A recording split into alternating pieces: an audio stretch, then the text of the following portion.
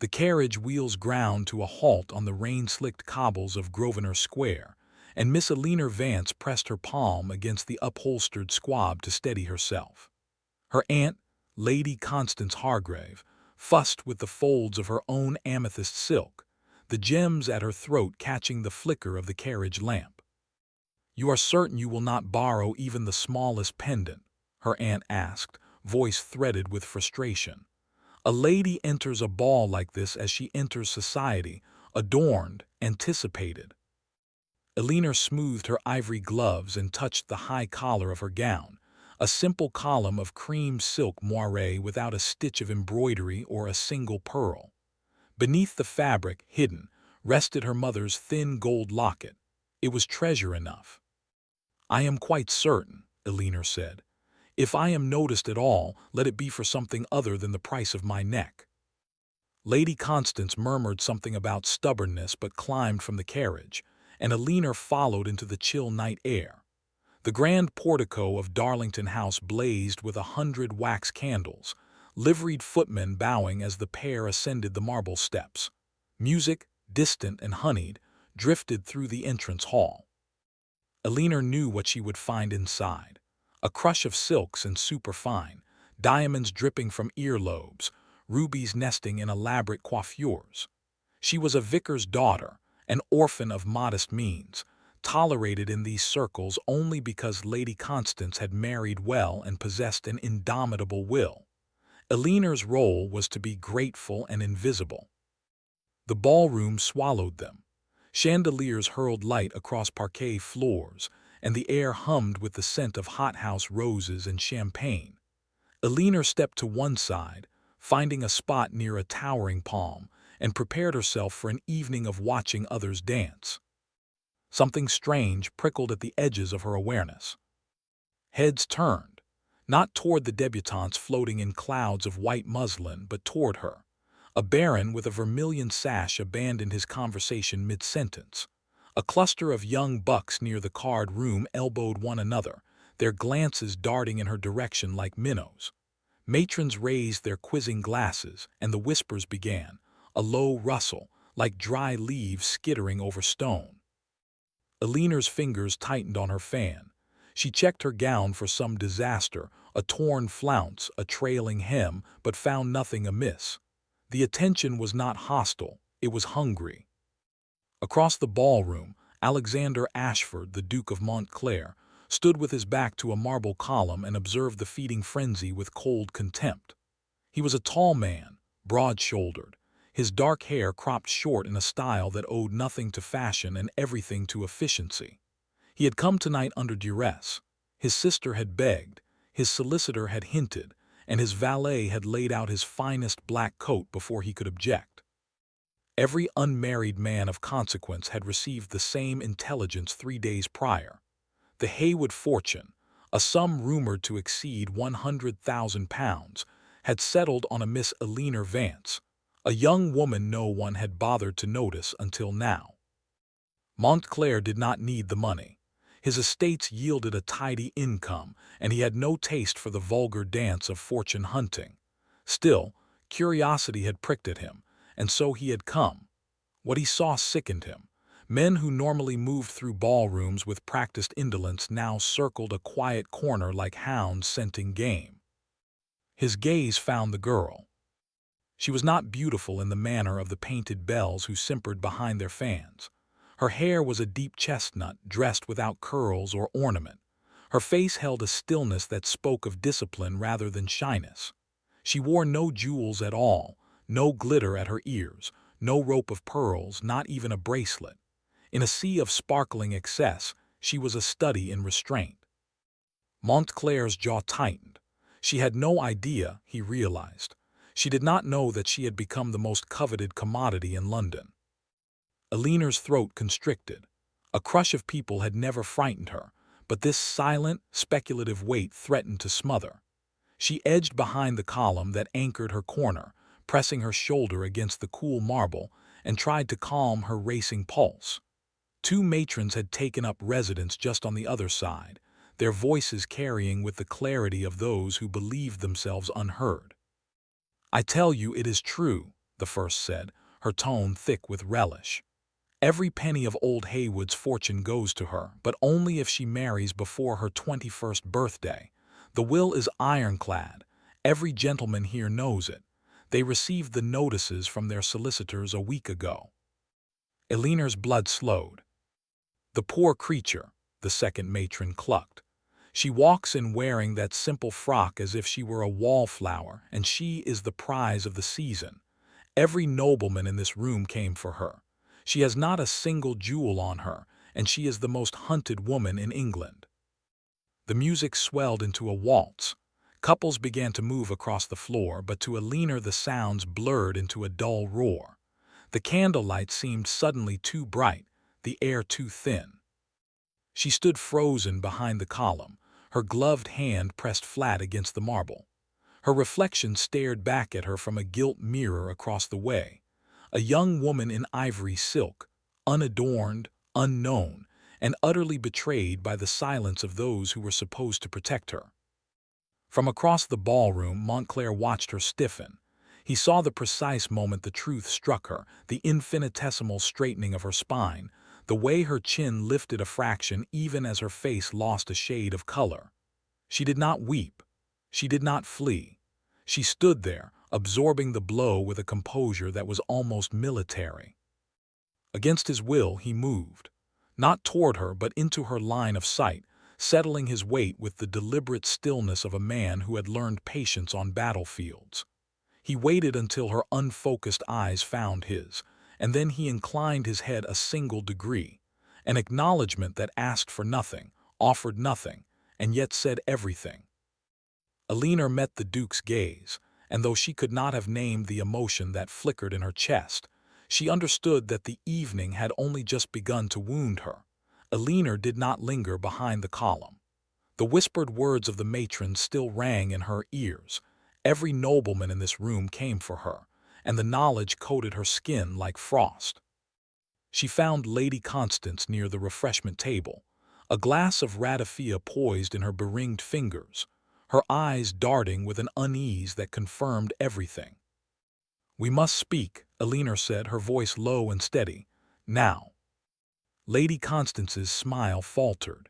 She allowed herself to be drawn into a small alcove draped with velvet curtains, away from the crush of silk and gossip. The orchestra launched into a lively quadrille, the notes sharp and mocking. "You knew," Eleanor stated, "not a question. You knew, and you let me walk into that ballroom blind." Her aunt's face crumpled, then hardened into something defensive. "Your grandfather's will is a matter of legal record. The terms could not be concealed. I had hoped the gentleman would show more decorum." She drew a sharp breath. "You must marry, Eleanor. If you do not take a husband before your 21st birthday, the entire Haywood fortune passes to a distant cousin in Scotland, and you will have nothing. Nothing." The word hung in the air, cold and solid. Eleanor had spent her life with nothing: a cramped vicarage, threadbare gloves, letters of gratitude for charity baskets. She had made peace with modesty, but to be bartered like a prize heifer, her future decided by a dead man's quill, ignited a fury she had not known she possessed. "And every gentleman present is aware of this deadline," Eleanor murmured. "They look at me and see a ticking clock wrapped in silk." Lady Constance reached for her hand, but Eleanor stepped back. "I will not be auctioned. I will not be hunted." She turned, skirts whispering against the marble, and walked not toward the dance floor but toward the tall terrace doors that stood open to the night. The cool air struck her face like a rebuke. Lanterns glowed along the stone balustrade, illuminating a garden of clipped boxwood and gravel paths. She moved quickly, her slippers silent, her mind a maelstrom of mortification and resolve. She would leave. She would return to her aunt's townhouse, pack her meager belongings, and retreat to the country. Let the fortune go to the Scottish cousin. Let the ton gossip. She would not become a transaction. A shadow detached itself from the doorway. The Duke of Montclair stepped into her path, not blocking her way, but altering it with the sheer force of his presence. Up close, he was taller than she had gauged from across the ballroom, his features carved in planes of hard masculinity, His eyes were a deep gray, unreadable. "Miss Vance," he said, his voice a low rumble, "I would beg a moment of your time."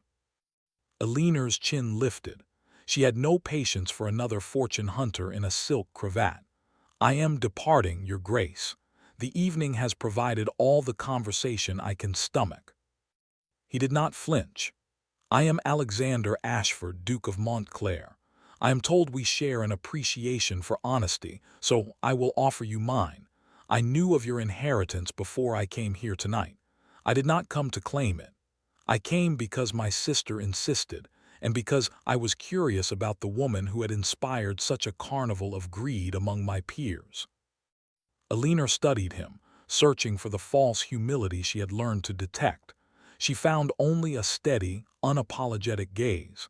"And now that you have satisfied your curiosity—" "Now," Montclair said slowly, "I find myself ashamed of my sex and unexpectedly unwilling to let you walk out of this garden alone in the dark."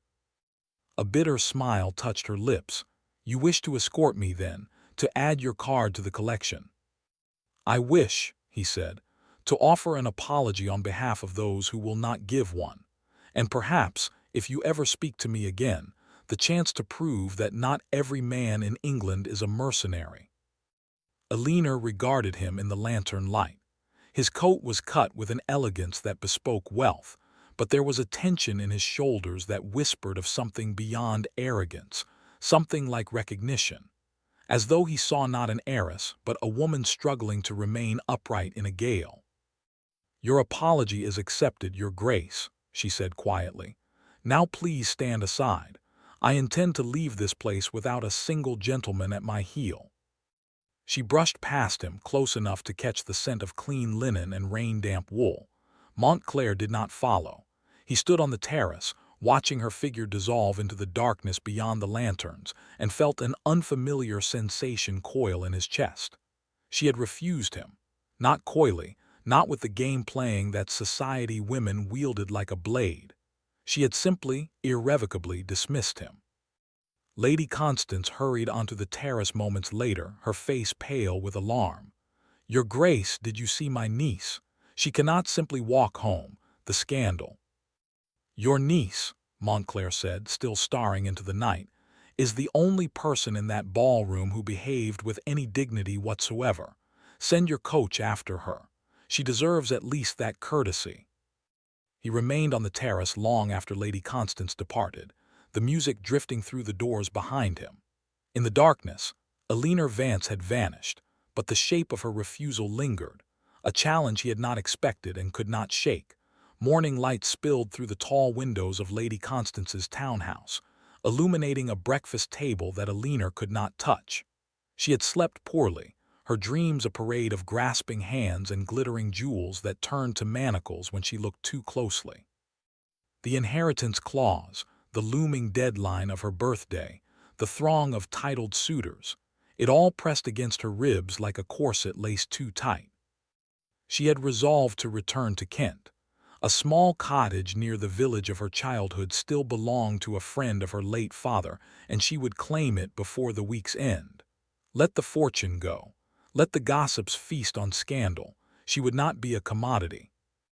The butler entered with a silver salver bearing a single calling card. Eleanor glanced at it and felt her heart stutter. The Duke of Montclair. Beneath the engraved name, a handwritten note. "I ask only for 10 minutes. If you refuse, I shall not trouble you again." Lady Constance, seated across the table, watched her with an expression that mingled hope and apprehension. "He is a duke, Eleanor, a wealthy one. He does not need your fortune. Perhaps he is sincere." "Perhaps the sun will rise in the west tomorrow," Eleanor replied dryly. But she found herself rising, smoothing her morning gown of gray muslin and walking toward the drawing-room. Montclair stood by the window, his hands clasped behind his back. He turned when she entered, and she noted that he looked as though he had not slept either. The gray eyes held no triumph, only a watchfulness that seemed to absorb her every movement. "Miss Vance," he said, "I will be direct. I am not here to petition for your hand. I am here to propose something else, an arrangement of mutual convenience, a friendship if you will allow it without the trappings of courtship. The Tun is a battlefield and you have been thrust into it unarmed. I know the terrain. I can help you navigate it. Alina folded her arms, and in exchange for this chivalry. No exchange, no debt. I have spent a decade avoiding the machinations of matchmaking mothers and ambitious debutantes. You are the first woman in that span who has spoken to me as though I were merely a man. I find I am reluctant to lose that novelty. A corner of his mouth lifted, not quite a smile. We might spar, Miss Vance. I suspect you are skilled at it. She should have refused.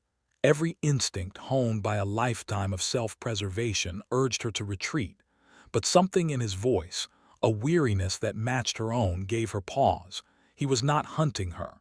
He was perhaps as lonely in his own way as she was in hers. "A drive in the park," she said at last.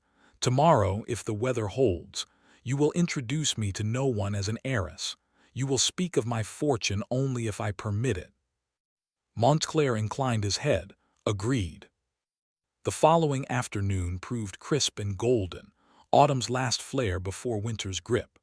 Montclair arrived in an open phaeton drawn by a pair of matched greys, and Alina climbed up beside him with a composure that belied her racing pulse. They joined the parade of carriages in Hyde Park, the Tun observing them with undisguised curiosity.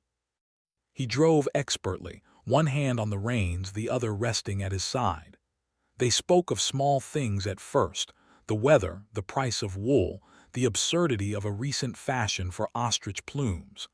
Then the conversation shifted, as if by unspoken agreement, to deeper currents. "You read," Montclair observed, nodding the worn volume of poetry peeking from her reticule. "When I can afford it," Alina said. "My father's library was small but well chosen. He loved the old poets, Donne, Herbert, the metaphysicals. He said they understood that the soul was a knot, not a ribbon." Montclair's hand stilled on the reins. "Your father was a man of uncommon insight. I have never heard the metaphysicals described so precisely." He paused. "My own father considered poetry a waste of ink. I learned to read it in secret, by candlelight, like a thief stealing verses." Alina looked at him, truly looked, and saw for a moment not the Duke of Montclair but a boy hungry for beauty in a house that offered none. The recognition stirred something perilous in her chest. They did not notice the phaeton that had fallen in behind them, its occupant watching with narrowed eyes. Lord Charles Whitmore, second son of the Marquis of Halstead, had arrived in London with debts that could swallow a county and a desperate need to secure the Haywood fortune. He had watched Alina at the ball, had planned a campaign of charm and flattery, only to find Montclair already entrenched at her side. Whitmore's mouth curved into a smile that held no warmth. As Montclair's phaeton rounded the Serpentine, a liveried footman appeared at Alina's side after she had dismounted, pressing a folded note into her gloved hand. She opened it, expecting a supper invitation. The message was brief, written in a jagged scrawl. "Not all suitors will court with poetry. Some will strike from the shadows.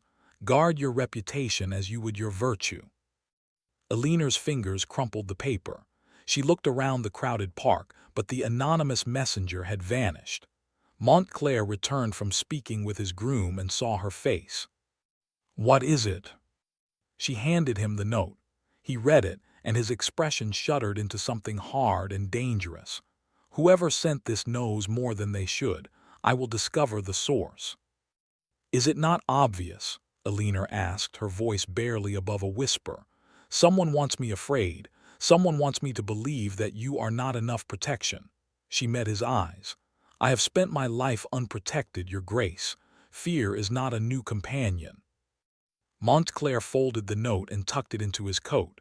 "Fear may be familiar," he said, his voice low and rough, "but you will not face it alone, not while I am standing." The words hung between them, heavy as a vow.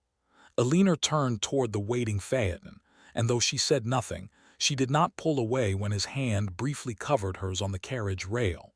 The game had shifted. And in the shadows at the edge of the park, Whitmore watched them drive away, already composing his next move.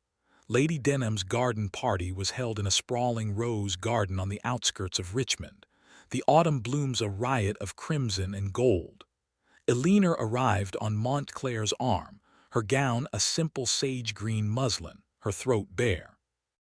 The Duke had sent no jewels, no ostentatious gifts, only a small volume of John Donne's poetry, inscribed with a single line, "I wonder by my troth, what thou and I did, till we loved." She had read the line a dozen times before tucking the book beneath her pillow. The garden hummed with polite chatter. Ladies in pastel silks strolled among the arbors, while gentlemen discussed politics and horseflesh. Eleanor felt the familiar prickle of scrutiny. The Tun had not ceased its speculation about the Haywood heiress and the Duke who hovered at her side. She had just accepted a cup of lemonade when she noticed the shift. It began as a ripple, a whisper spreading from one cluster of matrons to the next. Lady Jersey's fan stilled. Lord Alvanley raised an eyebrow. The whispers grew louder, and then, like a tide retreating, the crowd around Eleanor began to thin. A young debutante whom Eleanor had befriended weeks ago caught her eye, flushed crimson, and turned away. Two dowagers angled their parasols as though to shield themselves from contamination. Eleanor's fingers tightened on her cup. She scanned the garden and found the source, Lord Charles Whitmore, holding court near a marble fountain, his expression one of pious regret as he murmured to a rapt audience. Montclair materialized at her side. "Something is wrong." A woman nearby, Lady Edgemont, a notorious gossip, was speaking too loudly to feign discretion. Betrothed to a footman of all things, a disgraced footman from her father's old parish. They say she gave him a promise years ago, and now she is jilting him to chase a title. The Haywood fortune is built on broken vows. The lemonade cup slipped from Eleanor's grasp and shattered on the gravel. The sound cut through the garden like a pistol shot. Every face turned toward her, and she saw in their eyes not sympathy but verdict. She was guilty. She was fallen. She was the heiress who had betrayed a humble lover for a duke's coronet. The lie was so monstrous, so perfectly crafted that for one vertiginous moment Eleanor could not breathe. There was no footman. There had never been a promise. But the Tun did not care about truth. It cared about the savor of scandal. Montclair stepped forward, placing himself between Eleanor and the staring crowd. His voice, when he spoke, was not raised, but it carried with the clarity of a bell. "Lord Charles Whitmore." Whitmore turned, feigning surprise. "Your Grace, you have been spreading a falsehood about Miss Vance. You will retract it, now, publicly." Montclair's tone was ice over steel. Whitmore's smile faltered. "I merely repeated what I heard from a reliable source. If the lady protests, perhaps she would care to produce the footman and prove her innocence." A murmur rippled through the crowd. Produce the footman, a phantom, a fabrication. Eleanor could not prove a negative. Montclair understood this. She saw the knowledge flicker in his gray eyes. He could not summon a man who did not exist, but he could do something else. "I am courting Miss Vance in earnest," Montclair declared, his voice ringing across the garden. "Any slander against her character is an attack upon my honor. I will hold the speaker accountable, whether he be a gutter scribbler or a lord of the realm." He turned his gaze upon Whitmore, and there was something in that look that made the younger man take a step backward. "You are a liar, Whitmore. I will prove it in due course, and when I do, you will wish you had chosen a different profession." The garden held its breath. Whitmore's face contorted, but he said nothing. He gave a stiff, mocking bow and retreated into the crowd, which parted for him as though he carried a contagion. Eleanor stood rigid, her heart a frantic drum. The whispers were resuming, but their tenor had changed, confusion now rather than condemnation. Montclair turned to her, his expression softening. "Let me take you home." "Do not touch me," she whispered, the words escaping before she could cage them. She was trembling, not from fear of the scandal, but from a fury so profound it threatened to crack her open. "You defended me. You claimed me before all of them, and now I am beholden to you exactly as they all expected. I am the heiress rescued by the Duke. How neat, how tidy. Montclair's jaw tightened. I did not mean. I know what you meant, she cut in, her voice shaking. You meant to protect me, but I cannot be a woman who is constantly protected. I cannot be a damsel. I have just been branded a jilt by a man who has never spoken a true word in his life, and your answer was to declare yourself my champion. Do you not see? I need to stand on my own feet, or I will forever be a pawn in someone else's game. She gathered her skirts and walked away, her spine straight, her eyes burning. She did not run. She refused to give the gossips that satisfaction. But every step carried her further from the garden, from the crowd, from the man who had meant well, and in doing so had reminded her just how powerless she truly was. Montclair remained in the rose arbor, the scent of dying blooms thick around him. He had fought battles on foreign soil, had faced cannon fire and cavalry charges, but he had never felt more useless than he did in that moment. He had wanted to shield her, and instead he had built another cage. The realization ached like a wound. He did not move until the last of the guests had filtered back into the house, leaving him alone with the roses and the sharp, unfamiliar pain of having failed the one person whose good opinion he had come to value above all others. The scandal sheet arrived 3 days later, printed on cheap paper and sold for a penny on every street corner in Mayfair. Its headline blazed with vindictive glee. Heiress's mother named in disgraceful affair. HAYWOD fortune in doubt. Alina read it in Lady Constance's morning room, the paper trembling in her hands. The article alleged, with lurid detail, that her late mother had conducted a lengthy liaison with a married gentleman during the early years of her marriage to Alina's father. If true, it would place Alina's legitimacy in question, rendering the Haywood inheritance void and her social standing obliterated. She knew it was false. She had grown up in a house of quiet devotion, her parents' love a steady, unshowy flame. But the ton did not require proof. It required only the spice of scandal. Within hours, the invitations that had once flooded the townhouse dried to nothing. Callers vanished. Lady Constance received a terse note from her most influential friend, advising her to withdraw from society until the matter was resolved. Alina sat in the drawing room as the afternoon light faded, a portmanteau packed at her feet. She had written to the friend in Kent, securing the cottage. She would leave London before dawn. A knock at the door, urgent and insistent, shattered the silence. She heard the butler's hurried footsteps, then Montclair's voice, rough, demanding, the voice of a man who had ridden hard and would not be denied. He strode into the drawing room, his boots mud-spattered, his cravat undone. Rain plastered his dark hair to his forehead. "You are leaving," he said, seeing the portmanteau. "Not a question." "I am." Alina rose, her hands folded before her. "There is nothing for me here. The fortune may be stripped. My name is being dragged through the gutter, and your family's solicitor called upon my aunt this morning to inform her that the Duke of Montclair would be well advised to sever all connection with me." He flinched, but he did not retreat. "My family does not dictate my choices. I told the solicitor to go to the devil." "That is noble of you. It is also irrelevant." Her voice was calm, but it cost her. "I cannot stay in London and watch you destroy your standing for a woman who brings nothing but scandal to your door. I will not be your ruin, Alexander." His name, spoken without thought, hung in the air between them. Something flickered in his eyes, pain, hope, a desperate tenderness. "You could never be my ruin," he said, his voice cracking. "You are the only thing that has made sense in years." Alina turned away, her composure splintering. "Go back to London. Marry a woman with an unblemished pedigree and a fortune that is not contested. Forget me." "I cannot." He moved closer but did not touch her. "I have tried.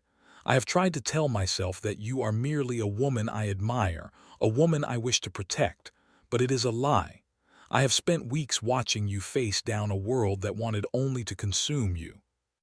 And I have seen your courage, your mind, your stubborn, unyielding grace. You have undone me, Alina. Not your inheritance, not your name. You. She closed her eyes. The words were everything she had not allowed herself to hope for, and they terrified her. I have been a commodity for so long that I no longer know how to be anything else. I need to discover who I am without a title or a dowry, without the ton's approval, without even your protection. I need to stand alone, or I will never be able to stand beside you as an equal. She turned back to face him, and her eyes were wet, but her voice was steady. Go home, Alexander. Let me find myself. If what you feel is true, it will still be true when the dust settles. He stood motionless, a man waging a war inside himself. Then slowly he reached into his coat and withdrew a folded document. I have already begun investigating the source of these lies. Whitmore is behind them, I know it. I will prove it, and I will clear your mother's name. That is not a favor, it is justice. I do not ask you to wait for me. I only ask that when I come to you with the truth, you will listen. Eleanor took the document, her fingers brushing his. I will listen. He left then, striding into the rain without looking back, because looking back would have broken him. Eleanor watched the door close and pressed the document to her chest. She was leaving London, leaving the title and the fortune and the Duke who had somehow become the quiet center of her heart. But for the first time in weeks, she did not feel hunted. She felt faintly the stirring of something that might one day become hope. The cottage in Kent was small and whitewashed, with a thatched roof and a garden overrun with rosemary and lavender. Eleanor spent her days walking the narrow lanes, reading poetry by the hearth, and mending the frayed edges of her own composure. The scandal had followed her, of course. Letters from Lady Constance carried news of fresh rumors, fresh cruelties, but distance softened the blows. She learned to breathe again. 3 weeks into her exile, a hired coach pulled up to the cottage gate. Montclair descended, his coat travel-worn, his face thinner and sharper than she remembered. In his hand he carried a leather satchel. She met him at the door, her heart a wild thing in her chest. You have found something. I have found everything. He stepped inside, and she saw the exhaustion in his eyes, the shadows that spoke of sleepless nights and relentless pursuit. He laid the satchel on the deal table and withdrew a sheaf of papers, forged letters, the ones Whitmore used to fabricate the story of your mother's affair. I tracked down the scrivener he hired, a man with a weakness for gin and an unpaid gambling debt. He confessed everything. Whitmore paid him £30 to create the letters and plant them among old parish records. Eleanor picked up one of the pages. The handwriting was a skillful imitation of her mother, but it was wrong, too flourished, too deliberate. Her mother's hand had been small and neat, the letters of a woman who wrote quickly because there was always work to be done. There is more, Montclair said. His voice dropped. Whitmore also arranged the slander about the footman. He paid a servant at Lady Denham to spread the tale. I have sworn statements from 3 witnesses. She read the confessions, the witness accounts, the scrivener's shaky signature. The truth, black ink on white paper, was irrefutable. Eleanor's legs gave way, and she sank onto a wooden chair, the document spilling across her lap. For a long moment she did not speak. The tears came, quiet, hot, the tears of a woman who had held herself together for too long. Montclair knelt before her, and she reached for him, her fingers curling into the lapels of his coat. He gathered her into his arms, holding her with a gentleness that belied his strength. I promised you justice, he murmured against her hair. I have brought it, but I would have come even if I had found nothing. I would have come simply because I could not stay away another day. She drew back, her eyes searching his face. You rode to Kent in a storm to find me. You hunted down a liar and a forger. You defied your family, your peers, the entire weight of the ton. Why, Alexander? Tell me plainly. He took her hands in his grip warm and steady.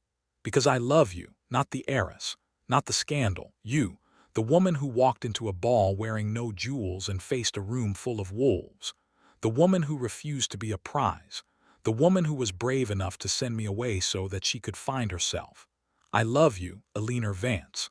I have loved you since the moment you dismissed me on that terrace, and I will love you until there is no breath left in my body. The words settled over her like sunlight. She had been a commodity, a prize, a scandal, a target.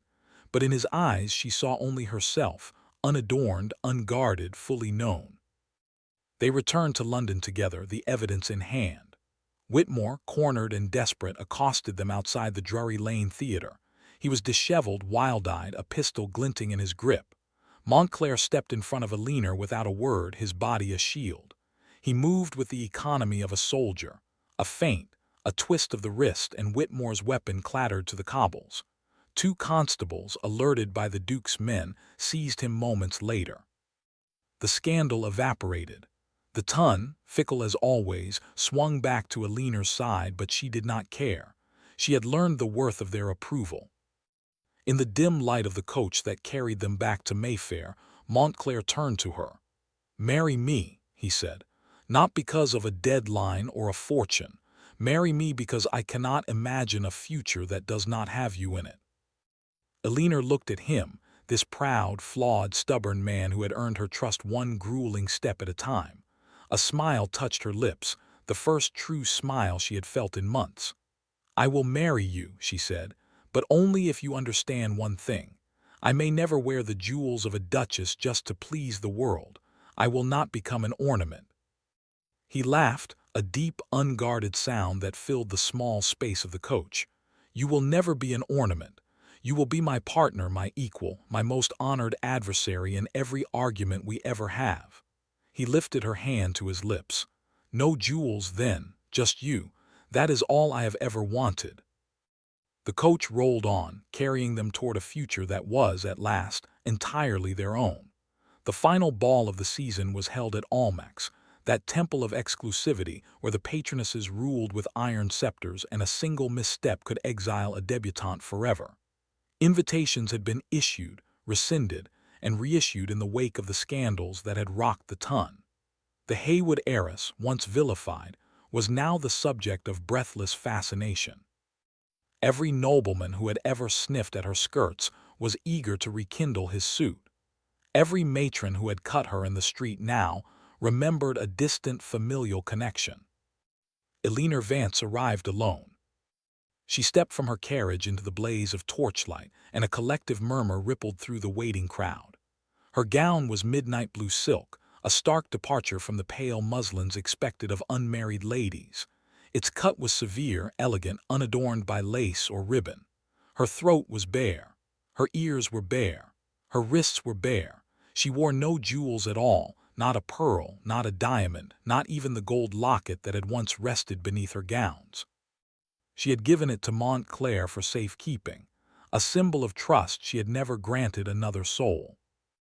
The patronesses, seated in their crimson-lined box, exchanged glances. A woman entering Almack's without jewels was either recklessly confident or utterly indifferent to society's judgment. Eleanor Vance was both.